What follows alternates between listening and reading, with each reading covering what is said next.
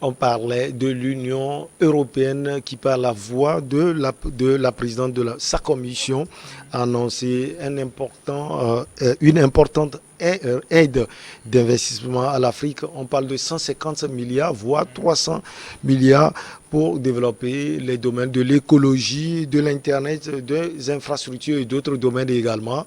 Et Horus, vous aviez la parole.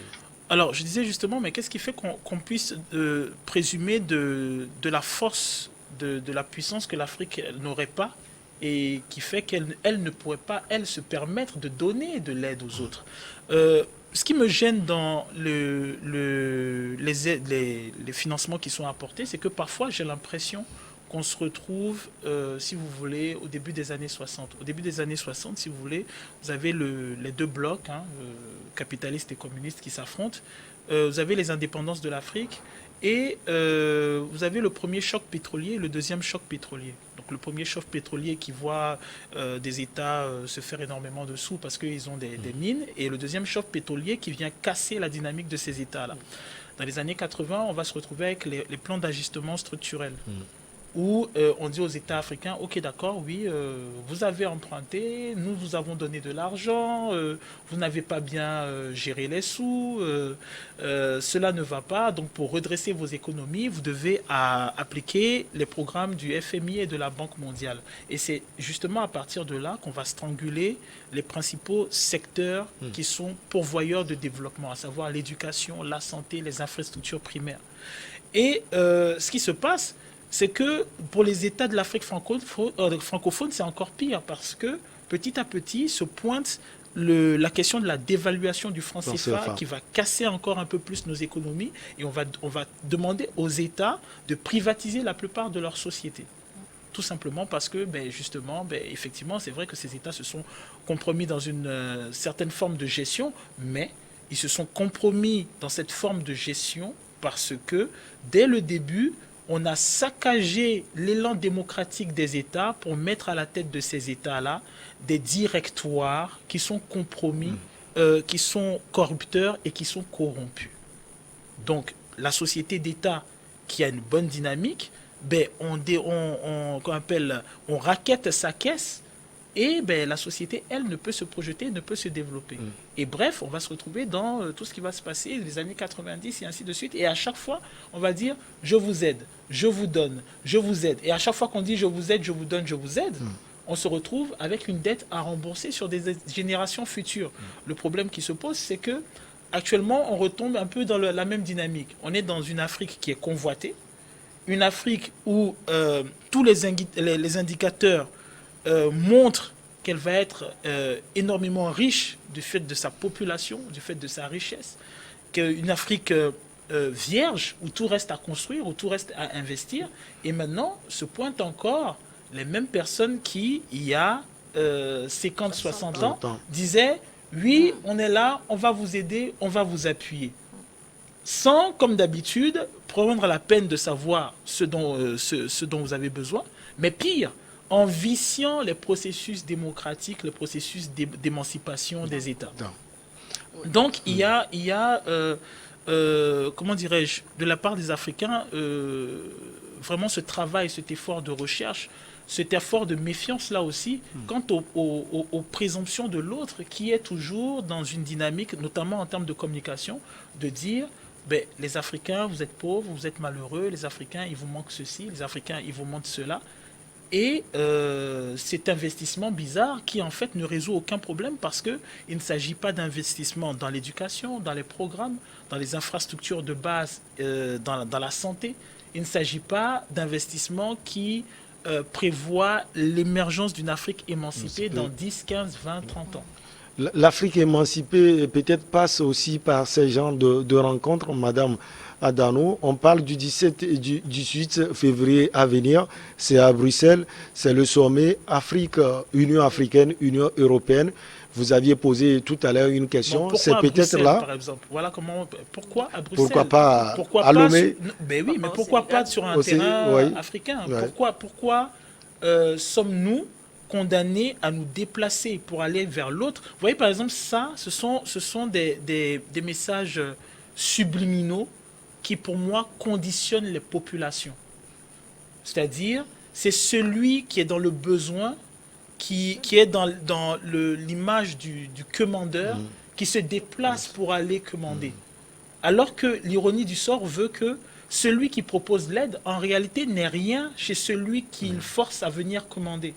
C'est nous qui faisons, si vous voulez, la richesse de ces pays. Ces pays font d'ailleurs se querellent et s'affrontent parce qu'on parle de l'Afrique en termes de gâteau à partager. Non, même pas de gâteau à partager, mais en termes de réserve stratégique à protéger. Lorsque, par exemple, vous avez Africom, les États-Unis qui décident d'investir un certain nombre de milliards dans la protection de ses ambitions stratégiques sur l'Afrique, c'est parce que justement on considère ce continent comme un potentiel réservoir stratégique. On reconnaît que ce continent est source de richesse, que l'on investit dedans. Vous n'avez pas, par exemple, une France qui peut prétendre investir du militaire français, des milliards français dans la protection de l'Afrique sans qu'il n'y ait aucun retour. Même chose pour la Chine, même chose pour la Russie, même chose pour la Turquie. Donc, pourquoi des sommets qui concernent l'avenir de l'Afrique doivent-ils se tenir hors du territoire africain, alors que c'est l'autre qui est demandeur.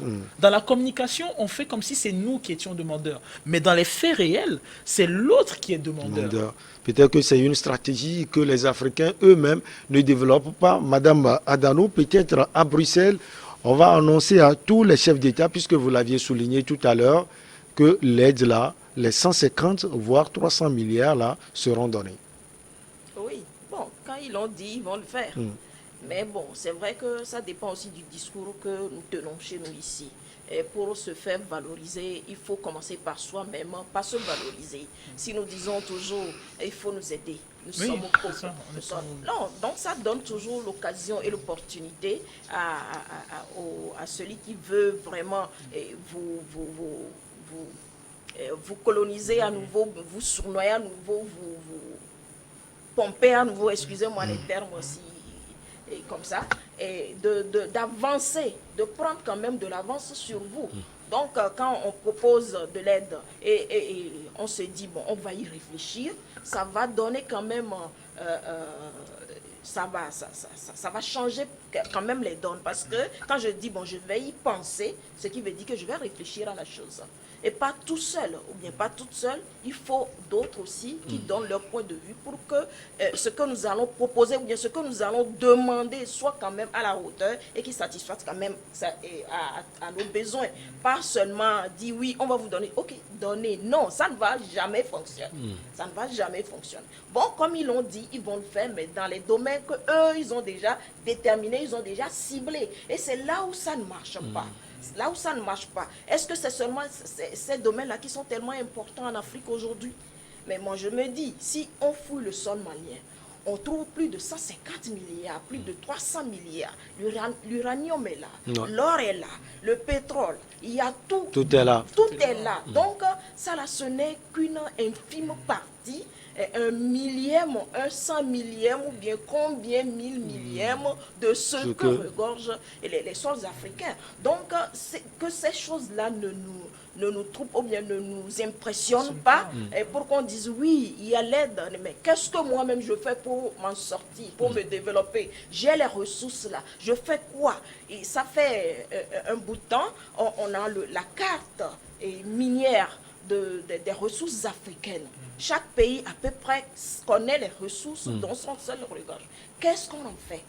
Quel est le travail qui se fait? Les experts sont là. Pourquoi les gens étudient à l'étranger? Et on connaît, les gens connaissent, savent comment extraire, et les Africains sont dedans, dans l'extraction des minerais. Mais pourquoi ne pas rassembler tout ce monde-là pour dire qu'est-ce que nous voulons? Nous voulons, mais celui qui veut, le chef d'État qui veut faire ça, on l'élimine. Parce que quoi? Ça ne répond pas, ça ne correspond pas à leurs ambitions. Et voilà, ça occidental, ça ne marche pas. On file au Mali, le Mali au cœur de l'actualité. L'actualité là est portée par l'opposition malienne, notamment le cadre d'échange des partis et regroupements politiques pour une transition réussie, qui a annoncé mercredi qu'elle ne reconnaîtra plus les autorités actuelles de transition à partir du 25 mars prochain, affirmant avoir procédé à l'adoption d'un chronogramme électoral. Oris Donkovi, c'est l'actualité au Mali. Ça, c'est l'opposition.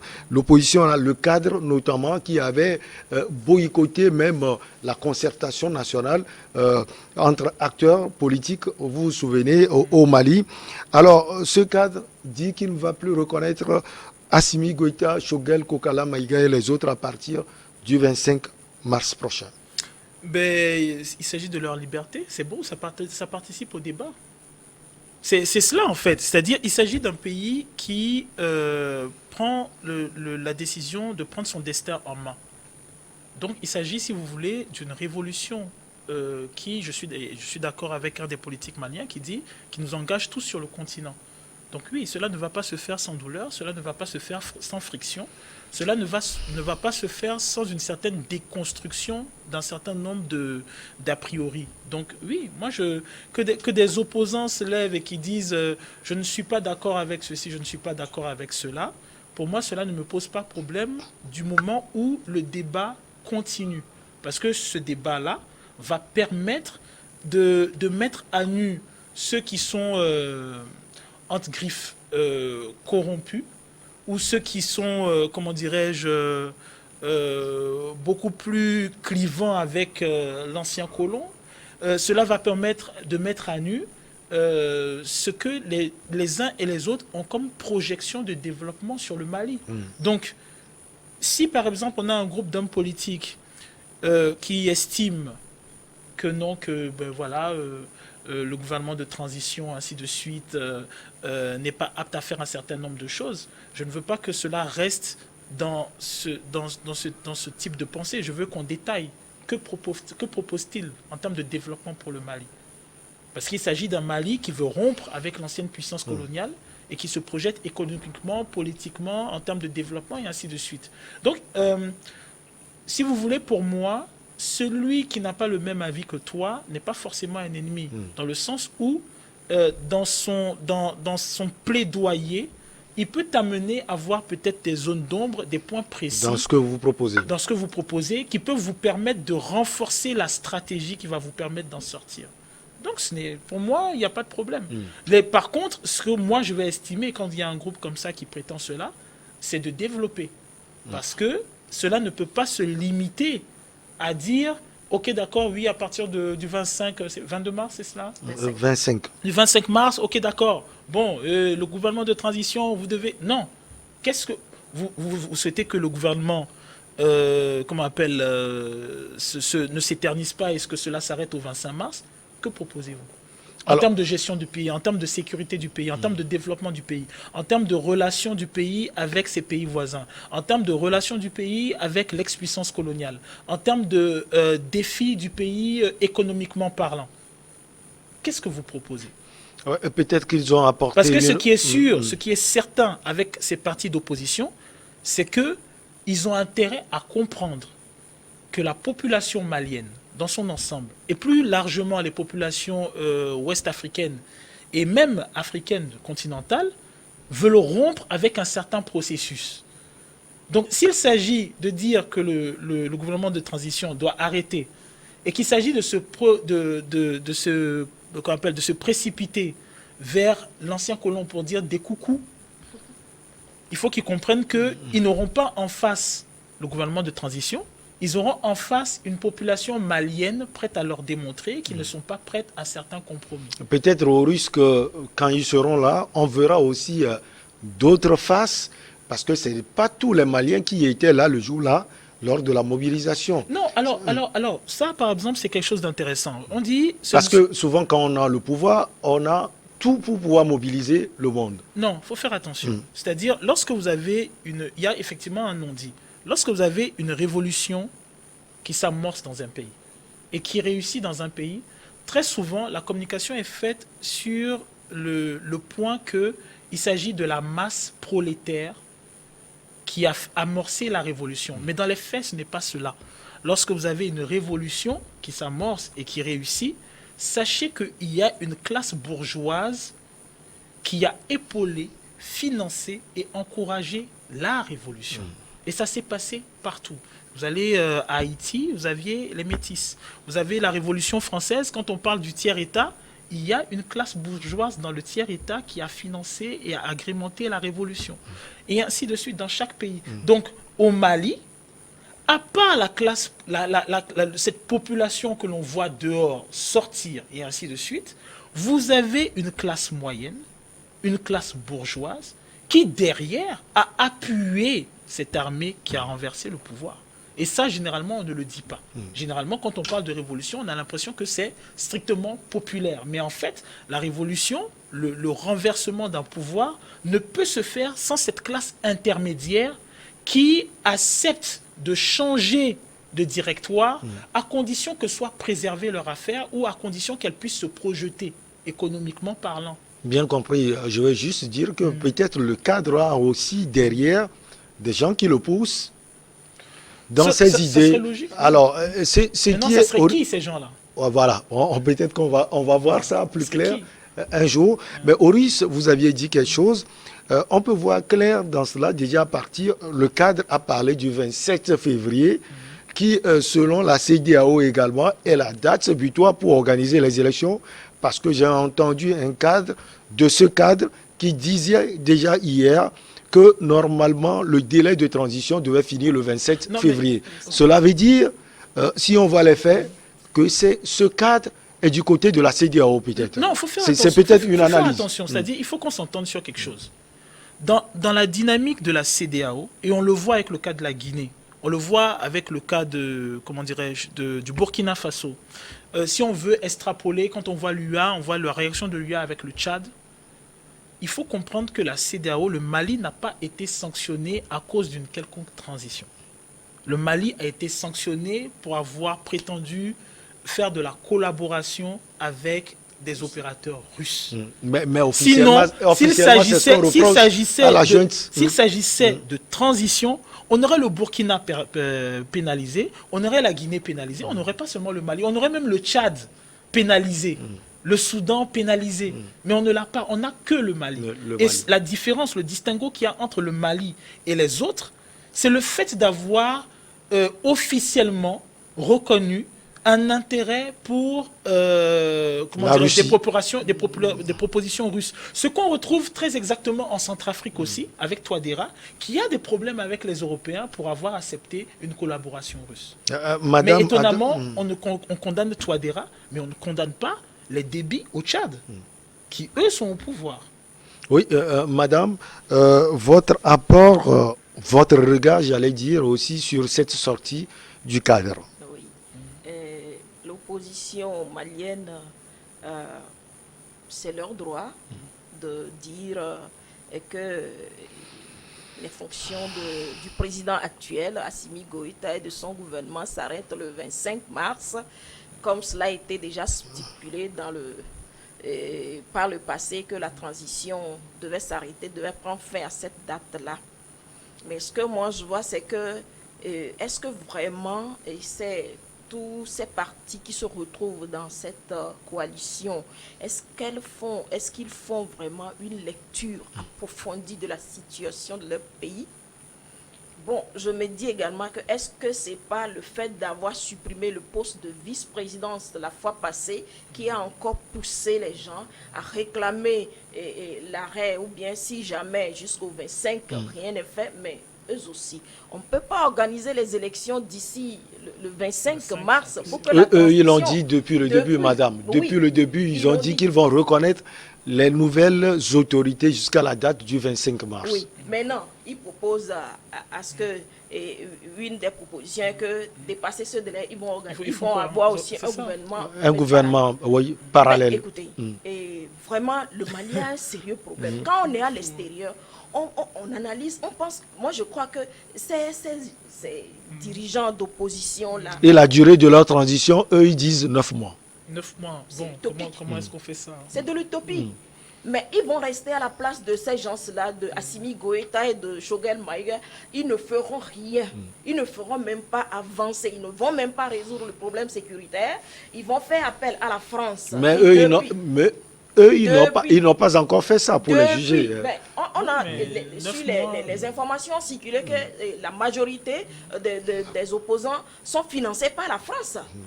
Donc, et les preuves sont là. Ça, Donc, du ce coup, sont les informations. ce C'est sont les normal. informations. C'est normal parce que la D'accord. France, on veut la battre oui. aujourd'hui. C'est Maintenant, normal. comment est-ce qu'eux, ils veulent vraiment résoudre le problème sécuritaire du Mali?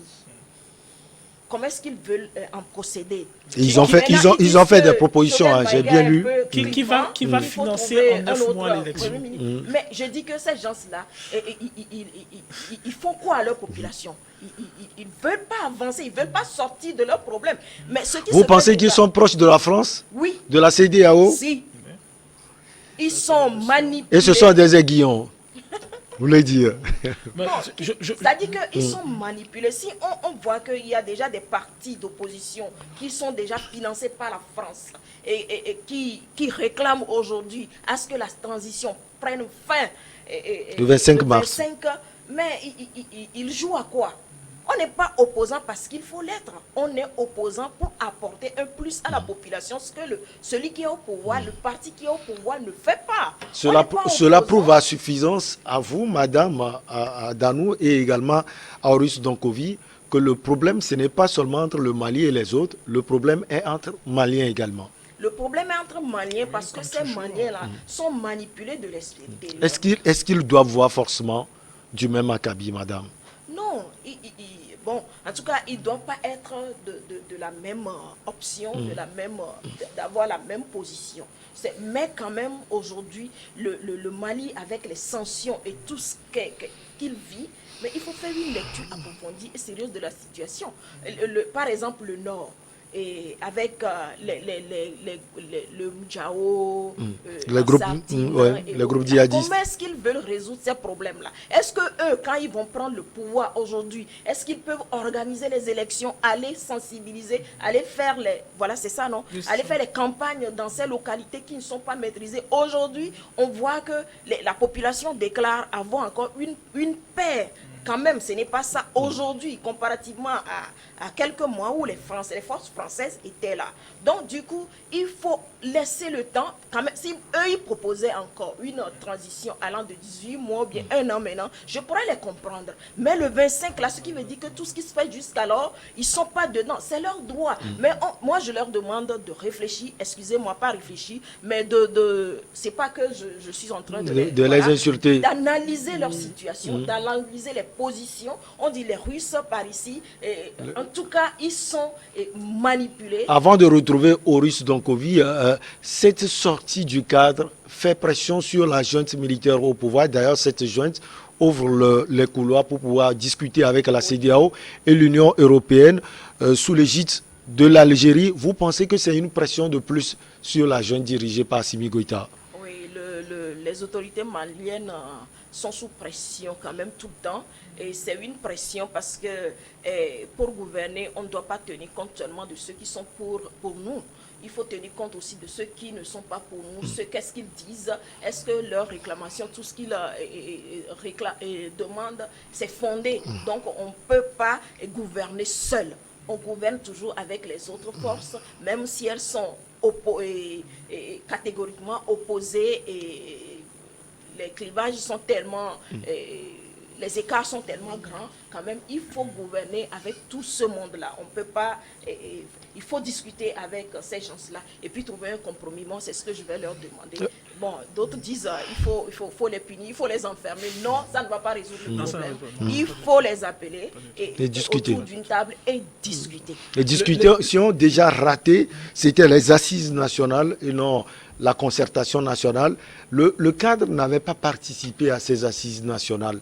Ce n'était pas cela la base aussi du problème. Non, mais il faut faire attention. Le cadre n'a pas participé aux assises. Cela ne sous-entend pas que le cadre n'a pas suivi les assises. Maintenant, je pense que le cadre a suivi les assises et je pense que la relative flexibilité du cadre jusqu'à présent tient du fait qu'ils ont quand même voulu voir comment se comporterait le gouvernement de transition. Maintenant, le problème, la pression dont on parle au niveau du Mali, et c'est cela qui est regrettable, ce n'est pas, à mon sens, la pression occidentale. C'est peut-être la nuance que moi j'apporterais. Le Mali est sous pression parce qu'on a des pays frères à côté qui acceptent de se compromettre dans l'injonction donnée par l'occidental. Le Mali aurait une collaboration, la coopération peut-être effective proposée par la Guinée, par le Burkina, le Sénégal, je sais pas, la Mauritanie, l'Algérie, que la pression malienne ne pourrait pas se faire. La pression contre le Mali ne pourrait pas se faire. Il y a une connivence via la CEDEAO et donc des États qui sont à côté pour contraindre le Mali à des négociations, et des négociations notamment avec l'Union européenne et en l'occurrence donc avec la France. Maintenant, au niveau de la classe politique malienne, qu'il y ait un débat, qu'il y ait des différences d'avis, c'est tout à fait normal. Il faut un débat pour amorcer une progression. Je ne peux pas progresser si il n'y a pas un avis contraire, il n'y a pas une antithèse à ce que je propose. Il ne faut pas forcément la voir dans un mauvais sens. Cette contre-proposition peut me permettre de mûrir ma stratégie. C'est d'ailleurs quelque chose avec lequel les Africains ont beaucoup de mal. Je m'explique. Le monde occidental ne voit pas d'un mauvais œil à financer une œuvre qui la condamne. Mais absolument pas. Les plus grandes œuvres où on parle de France-Afrique, on parle de colonisation, où on dénonce ou ainsi de suite, sont éditées par des éditeurs européens. Il faut le signaler. Parfois, elles sont financées par des auditeurs. Le Tikenja Fakoli a gagné le concours RFI. Ouais. C'est-à-dire, il faut faire attention. Ça veut dire que eux, ils peuvent concevoir que quelqu'un s'oppose à eux et ils vont étudier ce qui est mis dans le plaidoyer de cette opposition-là. Donc, par conséquent, nous, au sein de nos dynamiques politiques africaines, on doit pouvoir se satisfaire de la personne qui dit « je ne suis pas d'accord avec vous », du moment où elle arrive à expliquer pourquoi elle n'est pas d'accord. Si par exemple je prends le cas du Togo, le Togo aurait pu être indépendant en 1958.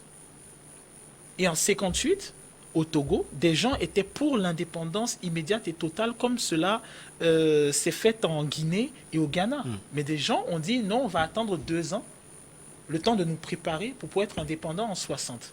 Il y a eu des frictions, il y a eu des litiges, il y a eu des collaborations pour être indépendant en 1960. En 1963, Olympio était prêt pour qu'on ait la monnaie togolaise. C'est une des raisons pour lesquelles il se fait assassiner. Mais pour cette monnaie togolaise, c'est sûr qu'il y a eu des frictions, il y a eu des échanges d'idées, il y a eu un brainstorming, il y a eu des collaborations. Là où le bas blesse, et ce qui est malheureux, c'est quand une puissance étrangère se sert du frère, de la sœur, infiltre le milieu pour pouvoir nuire de façon pérenne. Vous pensez que sur le cas du Mali, il y a une puissance étrangère qui serait derrière le cadre? Dans le cas du Mali, il peut y avoir des acteurs du cadre qui effectivement peuvent avoir un avis divergent. C'est tout à fait normal. Mais il ne faut pas exclure que parmi des personnes dans le cadre, il puisse avoir des personnes appuyées qui préfèrent l'appui d'une puissance étrangère en vue de se présenter aux élections, en vue de prendre le pouvoir et en vue de gérer ou de ramener le Mali dans l'exploitation dont elle faisait l'objet avant. Parce que le Mali est un territoire potentiellement riche et le Mali est un positionnement géostratégique. Je rappelle que, ça c'est une anecdote, lorsque les États-Unis créent l'Africom, qu'ils mettent, dont le siège est en Allemagne, ils ont l'ambition de mettre cette structure-là sur le territoire africain. Et plusieurs États africains refusent, dont ATT. Ils refusent d'avoir de l'Africom. Qu'est-ce que les États américains décident? Ils décident de fragmenter leurs troupes au sein des États africains. C'est pour ça qu'on vous parle de collaboration américaine, plus ou moins discrète. Donc, voilà, vous avez la Chine qui veut de l'Afrique. Donc, à un moment, je pense que le défi, par exemple, je me rappelle qu'il y a eu cette problématique, on dit le siège de l'UA, ce sont des investissements chinois. Bon, actuellement, l'UA, on vous parle d'observateurs israéliens. Voilà. Oui. Donc, où se situe le réel échange entre les intellectuels africains pour discuter de solutions africaines qui se fait sans l'intervention vicieuse d'une puissance qui va parrainer plus ou moins tel ou tel spécialiste ou plus ou moins telle ou telle politique pour déstabiliser ce qui est en construction. Et au Mali, c'est ce qui se passe. On a un Mali qui essaye de se construire dans une certaine autodétermination. Et forcément, il faut s'attendre à ce que des gens essayent de déstabiliser cela parce que ce n'est pas à l'avantage de quelqu'un. Je vais terminer avec un dernier point. Je rappelle que quand on prend le cas de la Côte d'Ivoire, on prend le cas de Laurent Gbagbo. Laurent Gbagbo a des sympathies. Laurent Gbagbo a des amitiés dans le PS français. Mais cela n'empêche pas qu'à un moment, un certain groupe d'influence viennent déstabiliser sa présidence. Justement parce qu'à un moment, cet homme politique dit, nous avons des accords, nous avons un certain nombre de choses, il faut les revaloriser. Et c'est ce qui se passe actuellement avec le Mali. On dit, ce qui a été signé avec peut-être Moussa Traoré n'a pas le droit d'être revu. Comment est-ce possible ? Allez, on marque la pause pour le journal et on vous retrouve, mes chers invités, Aurus Donkovi et Madame Kenyossi Adanou.